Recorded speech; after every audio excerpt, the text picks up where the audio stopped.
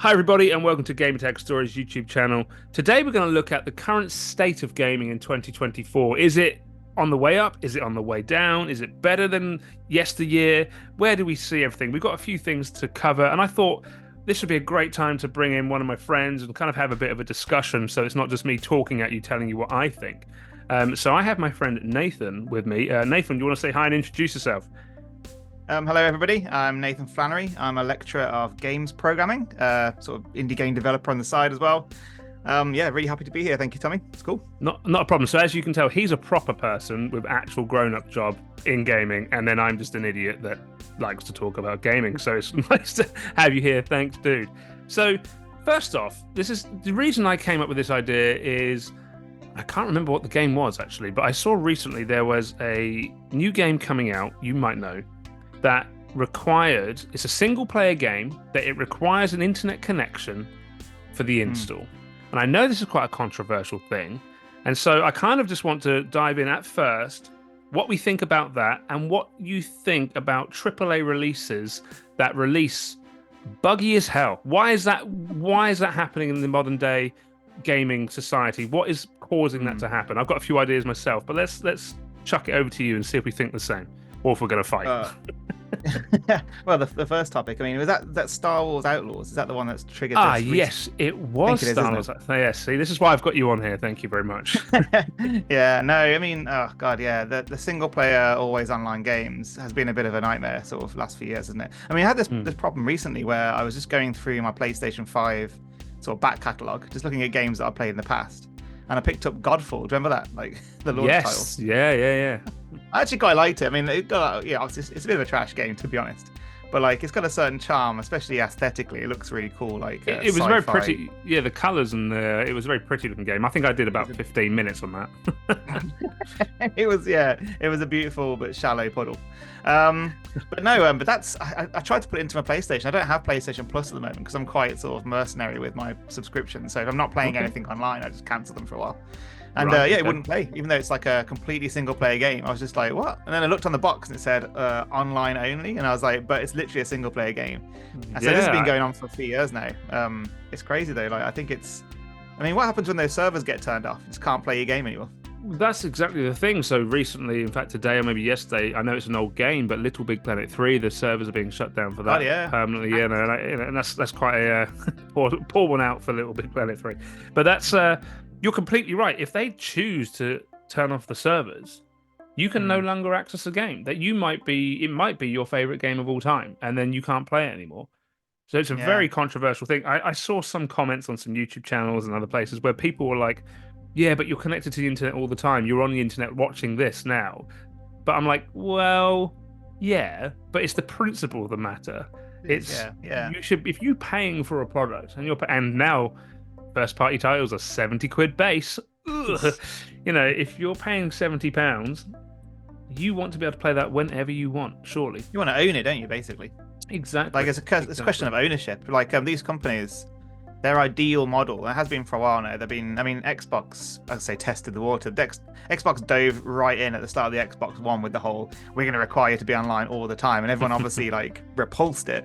And so they lost out big time to PlayStation with the PlayStation 4. That's kind of historically a big watermark moment. But you can see all these different publishers and platform holders. Their dream really for the future is that everyone shifts over from owning the game to just owning a license to play the game at their kind of discretion. It's kind of like streaming, I guess, right? It's like streaming your TV and film. Nobody who goes out and buys Blu-rays and DVDs. I mean, some of us do, but and then you try and go on Netflix or something to watch a film, and then it's not even there, and you're like, oh, great. So what do you do then? I guess it's kind of a similar thing.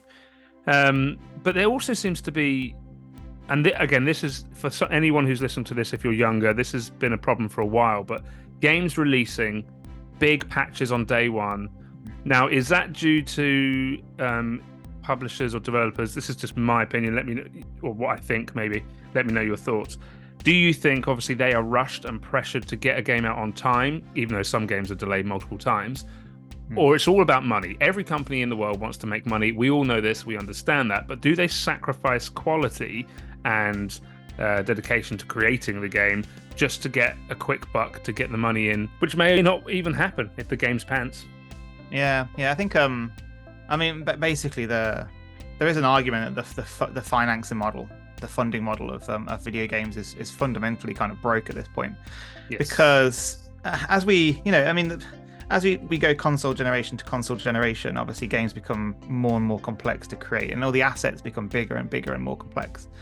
So even going from PlayStation 4 to PlayStation 5, which has been quite a slow transition, has still resulted in textures now having to they're made for 4K more than 1080p. So that increases the workload of everybody, because a texture is not just a picture. You have to then do the ambient occlusion maps, the normal maps. Like you have to really kind of work hard with stuff like Substance Painter to get a decent looking 4K texture. Okay. And then we've got insider knowledge here, stuff that I wouldn't know. Yeah, it's a right pain in the bum. Like if you made like a game for a previous generation, like all these PS1 demakes we've got going on, where people make a PlayStation 1 version of a game, which is awesome. But that shows you like an indie game developer can kind of quite comfortably make a PlayStation 1 game, because the textures are easier, the models are less complex, the rigging, the animation, it's all a lot simpler. Whereas now games are so complicated to make. I mean, Spider-Man 2 on the PlayStation 5, that cost 280 something million, I think it was, to make that game. Wow. Plus like maybe 100 million to market it. So we're talking over 300 million, like getting into 350 million or 400 million. That's mega blockbuster price range. Yeah, more. And then it took a long time as well. And the thing is like these studios, they're a thing where if it's, say you independently finance this, you will have a mandate from the publisher that's providing funding, saying that if you don't deliver by this particular date, this milestone, by this date, then funding is either cut or pulled. So really, it's like, okay, we either rush out the game in potentially quite a buggy state, or we work on the game, but then everyone gets a pay cut, and we might collapse as a result of it. So do you think maybe they're trying to fit too much in? Because we can flip this on its head here and go, Baldur's Gate 3. Phenomenal game, looks phenomenal, fantastic team, 10 out of 10 across the board. They did it right. They did single player game right. So what have they got that other developers like Ubisoft, let's say one of the biggest ones, that they don't have? How come some AAA titles, very few and far between this day and age, are Baldur's Gate 3 level, and and then lots now are sort of coming quite poor on release?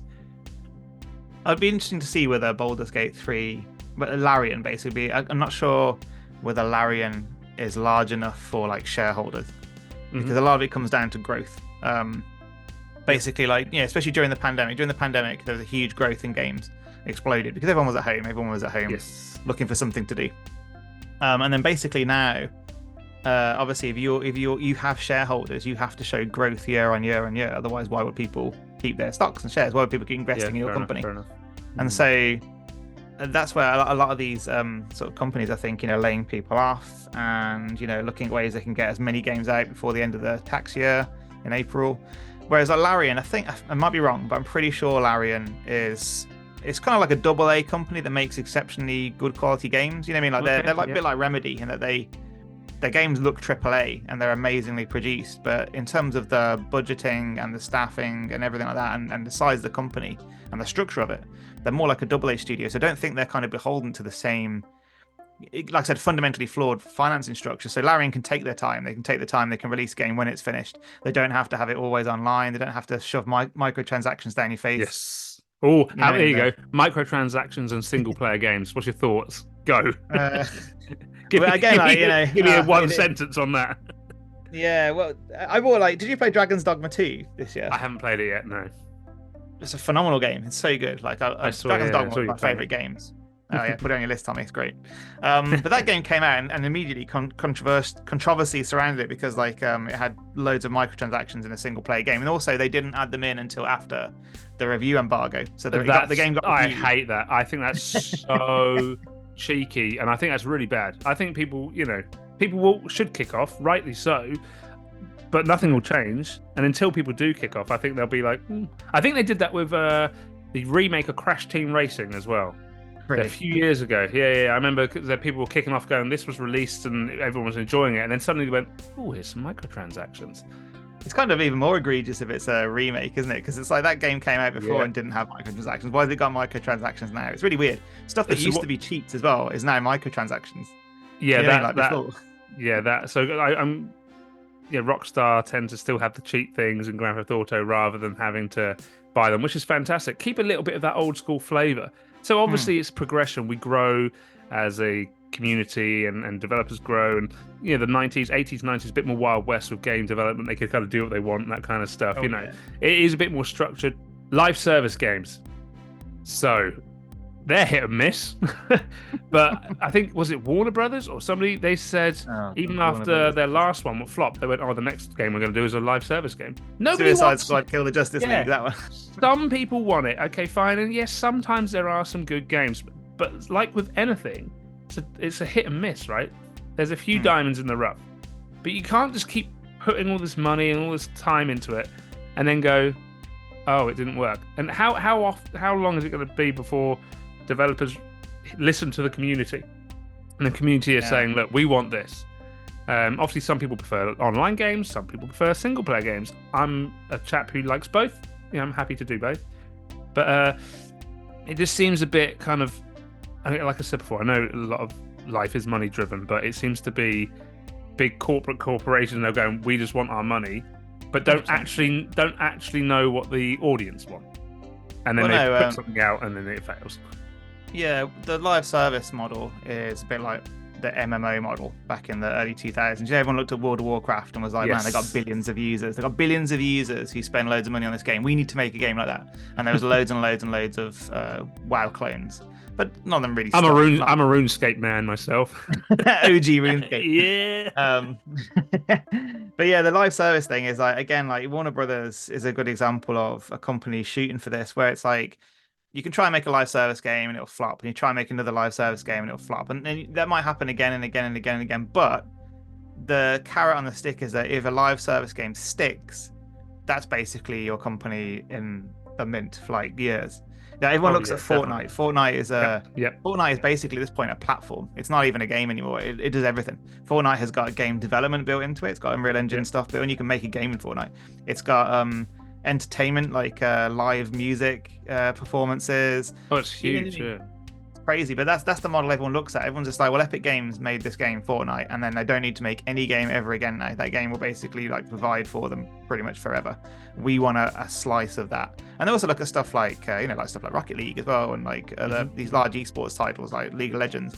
But they keep going and going and going and going. It's like everyone wants that for their company, I think, because then they don't have to worry about, like, if Warner Brothers did manage to get, this is like a really hypothetical, multiverse going on here, Tommy. Okay, in the multiverse where Suicide Squad Kill the Justice League was massively successful to the level of like Fortnite. Okay, in that multiverse, Warner Brothers now don't have to worry about whether any of their single player games make money or not. They can just churn out a new Harry Potter game. No, it failed. Brilliant. It doesn't make a difference because all the deficit is now made up for by this other game. That's what they're trying to do, I think.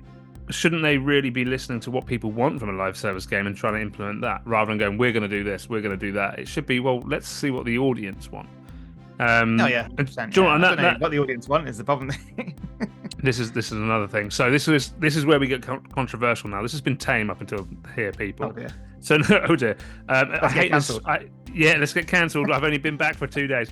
I hate this kind of phrase, the woke culture phase, all that stuff. But have you seen the controversy around Stellar Blade? So I'm just going to put my thoughts out there again. This. If you have any thoughts, please leave them in the comments. There's meant to be a conversation between us all. What do you think? Do you agree with us? Do you not agree with us?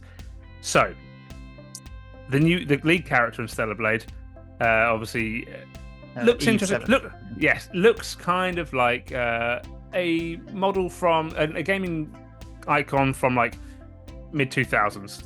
The big booty, the big boobs, the little waist. Let's think Bayonetta, all that kind of crazy stuff. And then there are some people kicking off about the fact she looks like that and not more kind of, normal.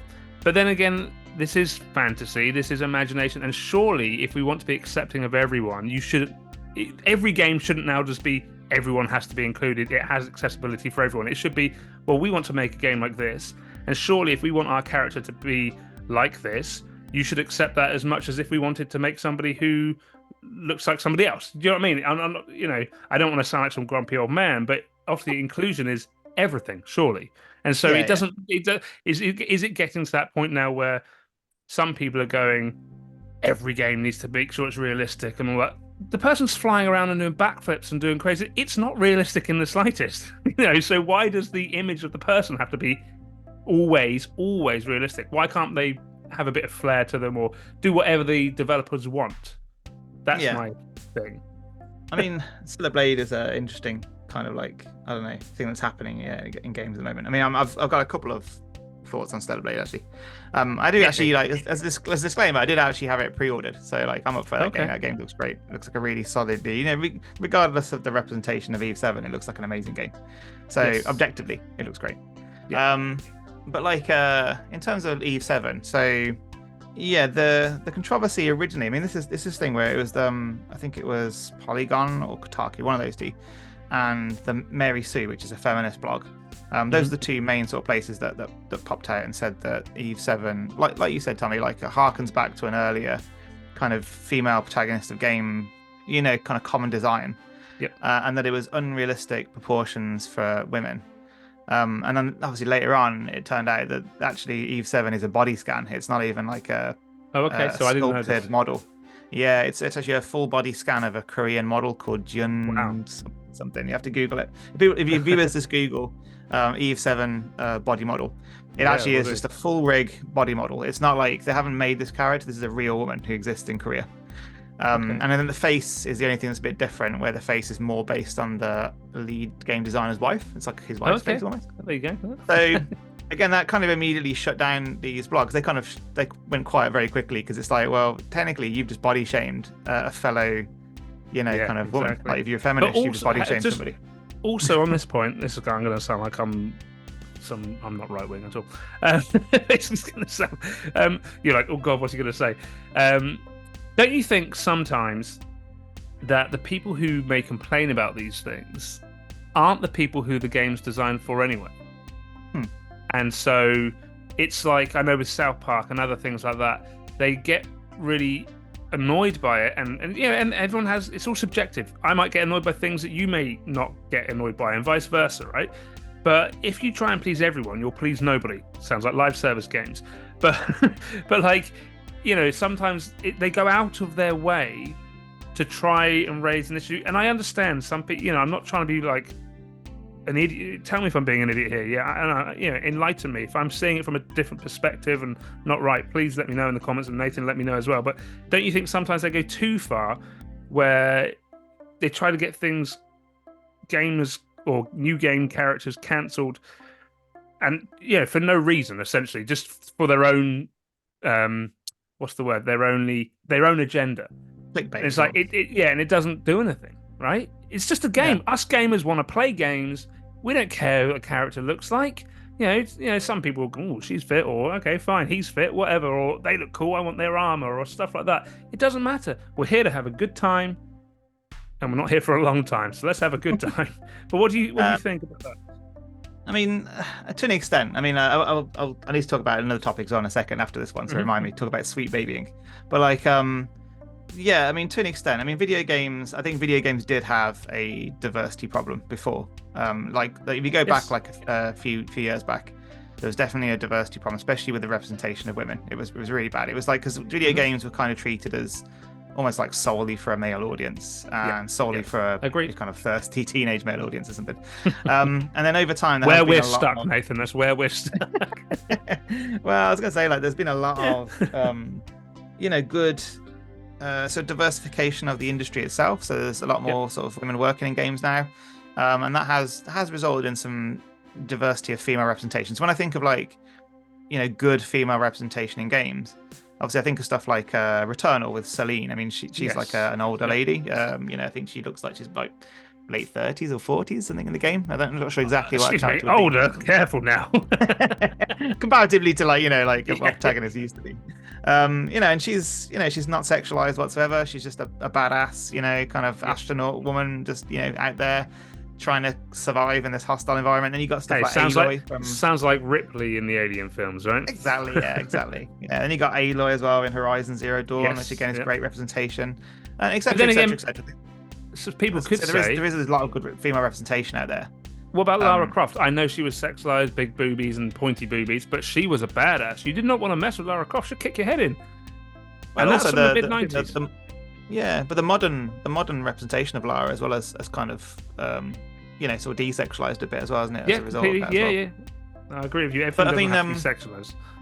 yeah, this is all like feminism, but like we're in a kind of post-feminism state now where it's like you gotta, again, in a kind of post-feminist world, if you got to accept all representation, all Yes, diversity. yes. So if someone wants to play a game with the representation of a female character like Eve 7 in Stellar Blade, it's like, well, fair enough. As long as that's not the only thing that exists, which it isn't, then it's fine. You know what I mean? Like if that was if the only women in video games all looked like Eve 7, there would be a massive problem still in the games industry. But the fact that this is one game out of like 50 that get released in the year shouldn't be an issue anymore. Like you're kind of stuck in the past a little bit, I think. Okay, so we're gonna wrap up soon, Nathan. You're absolutely right. You can put it better than I could. Before I go there, Tommy. Oh, we're not finished. The Sweet Baby Ink stuff as well. I don't know if you've heard about this. Yes. But like, no, I haven't. Hit me. So this is, again, because we're talking about diversity, this has been another controversy, especially this year, almost like Gamergate 2 has been going on. Okay. Where there's been a kind of a Discord group that's kind of raising awareness of this company called Sweet Baby Inc. And they're one of many companies that do this diversity and inclusion coaching or consultancy. And again, they're sort of, people are using this, and they're using Stellar Blade and along with this to kind of go, look, our games have been attacked. They've been attacked from this kind of woke force that's kind of removing all of our hot women's from the games and stuff like that. And it's like, I don't think that could be further from the truth, to be honest. Like, the way I come down this is that like it's a consultancy agency.